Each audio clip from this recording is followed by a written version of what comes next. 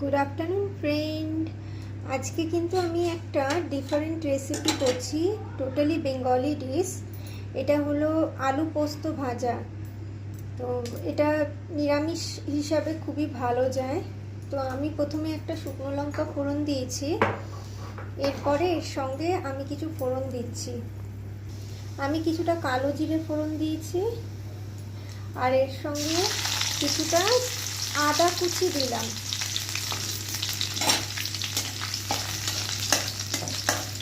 এবার একটু নেড়ে চেড়ে আমি এটাতে কারি পাতা অ্যাড করব। আমি কারি পাতাটা অ্যাড করে নিয়েছি। এরপরে আমি আলুগুলোকে এরকমভাবে কেটে নিয়েছি। কেটে আমি কিছুক্ষণ এবার ভাজবো। এর সঙ্গে আমি কিছুটা হলুদ অ্যাড করব, নুনটা একটু বাদে দেব। আমি হলুদটা অ্যাড করে নিয়েছি। এবার আমি এটাকে কিছুক্ষণ ভাজা ভাজা করব। আমার একটু ভাজা ভাজা হয়েছে তো আলুটা, তো আমি এবার কাঁচা লঙ্কা অ্যাড করছি আর কিছুক্ষণ ভাজবো।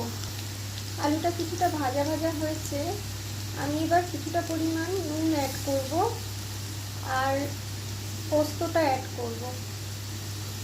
এই পোস্তটা অ্যাড করছি। এই দেখো পোস্ত, এটাকে আমি অ্যাড করে কিছুক্ষণ ভাজবো। এটা কিন্তু ডালের সঙ্গে সিম্পলি খুবই ভালো লাগে খেতে, বাচ্চারাও খুব পছন্দ করবে। আমার কিন্তু আলু ভাজাটা রেডি হয়ে গেছে, তোমরা দেখতেই পাচ্ছ আমার আলু ভাজাটা রেডি পুরো। এটাতে একটু তেল বেশি লাগে। আর এর সঙ্গে দেখো আমার আজকের মেনু, ডাল বানিয়ে নিয়েছি, টমেটোর ডাল নিরামিষ, আর নিরামিষ চচ্চড়ি আমরা বলি এটা।